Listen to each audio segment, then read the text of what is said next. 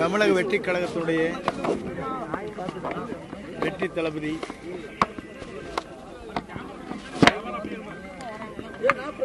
தன்னுடைய சுற்றுப்பயணத்தை மேற்கொண்டுள்ளார்கள். இந்த நல்ல நிகழ்ச்சியில் 30 ஆண்டு காலம் இதற்காக பணியாற்றியிருக்கிற பொதுச் செயலாளர் அண்ணன் ஊசி ஆனந்தன் அவர்களும் பார்த்திபன் அவர்களும் செல்வம் மணி வெங்கடேஷ் போன்றவர்கள் இதற்காக அரும்பணியாற்றி வருகிறார்கள். குறிப்பாக சேலம் என்பது ஒரு வரலாற்றுக்கு சொந்தமான இடம். சேலத்தை பொறுத்தவரையிலும் மாவட்டம் பிரிப்பதற்கு முன்னால் இது மாங்கனி மாவட்டம் என்று குறிப்பிடப்பட்ட இடம். பல்வேறு தொழில்கள், விவசாயம், அதேபோல நெசவாளர்கள், நகைகள் செய்கின்றவர்கள் அனைவரும் இந்த மாவட்டத்தில் நிறைந்து வாழ்ந்து கொண்டிருக்கிற மாவட்டம்.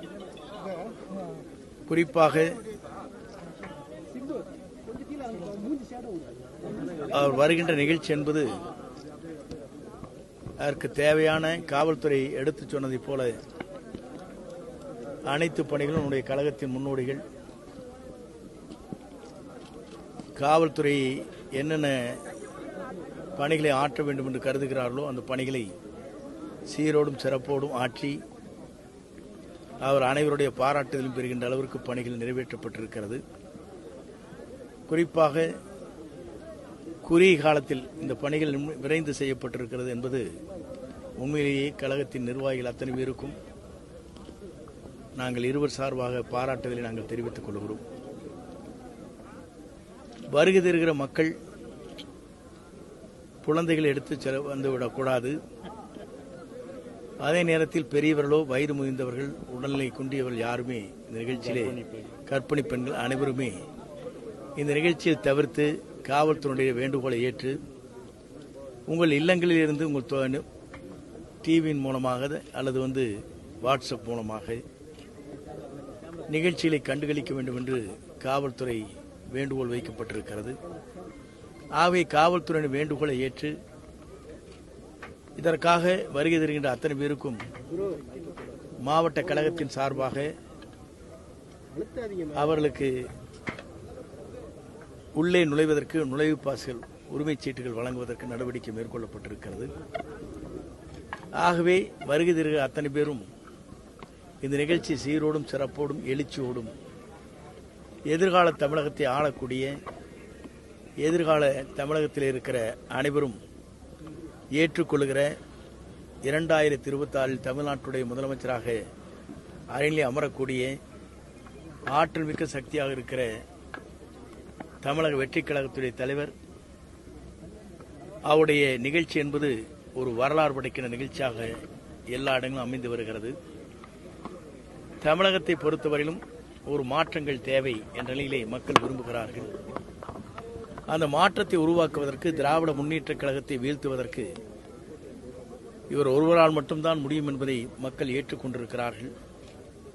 ஆகவே அப்படிப்பட்ட தலைவர் மக்களை காண வருகிறார்கள்.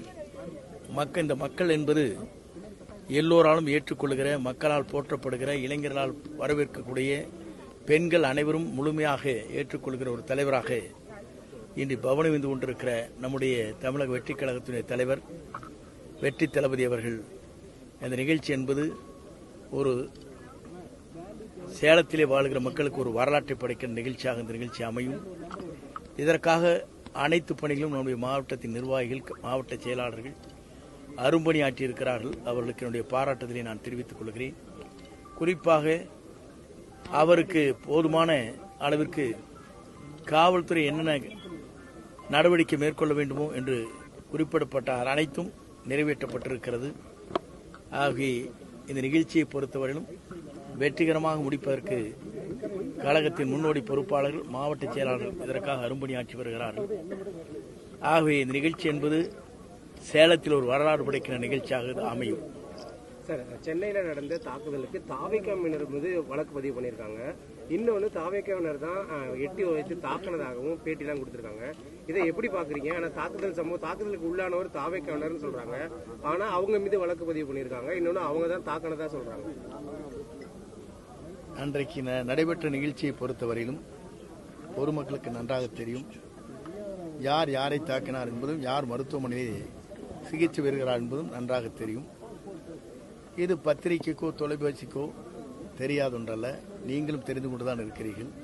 நீங்கள் அதை புரிந்து கொண்டு உண்மையிலேயே பாதிக்கப்பட்டவர் யார் என்பதை கண்கூடாக பார்த்திருக்கிற தொலைக்காட்சி அதேபோல ஊடகங்கள் அனைத்தும் நியாயமான முறையில் எது நடைபெற்றிருக்கிறது என்பதை நீங்கள் எடுத்துச் சொல்கிற போதுதான் தமிழ்நாட்டு மக்களுக்கு அது தெளிவாக தெரியும்.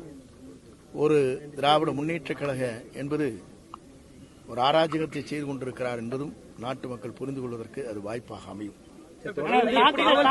காவல்துறையோட செயல்பாடு ஒருதலை பட்சமாவே இருக்கு. அதாவது காவல்துறை வந்து சட்ட ஒழுங்கோ இன்னொன்னு பொதுமக்களுக்கு பாதிப்பு இல்லாம இருக்கணும். ஆனா ஒருதலை பட்சமாவே இருக்கு. இதை எப்படி அணுக போறீங்க? எங்களை பொறுத்தவரையிலும் ஜனநாயகத்தின் மீது நம்பிக்கை உள்ளவர்கள் நாங்கள். ஆகவே ஜனநாயகத்தின் மீது நம்பிக்கையுள்ள நாங்கள் ஜனநாயகத்தை காப்பதற்கு அதை வெற்றிகரமாக தமிழகத்திலே நடைபோடுவதற்கு எதிர்கால தமிழகத்தில் சாட்பதற்குத்தான் எல்லோரும் விருகிற தலைவராக 2026 அவர் ஆட்சி கட்டிலே அமருவார்கள். அப்போது எல்லோருக்கும் அந்த முடிவுகள் எந்த நடைபெற்றிருக்கிறது என்பதை நாட்டு மக்களுக்கு எடுத்துச் சொல்வார்கள். தாவேக்காவினர் மீது திமுக தாக்குதல் நடத்தல, இந்த மோதலே வந்து பொதுமக்களுக்கும் தாவேக்காவுக்கும் இடையே நடந்த சேகர் பாபு சொல்லியிருக்கிறாரு. கருத்துக்கள் சொல்வது வேறு, நடைபெற்ற நிகழ்ச்சி. பொதுமக்களுக்கு என்ன தாக்குதல் நடத்த வேண்டிய என்ன அக்கறை?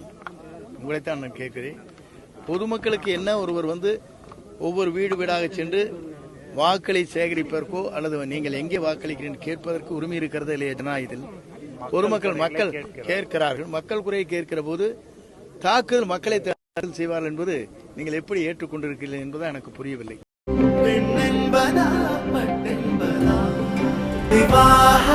மணப்பெண்ணின் பிரத்யேகமான திருமணம் விவாஹா தி சென்னை சில்க்ஸ்.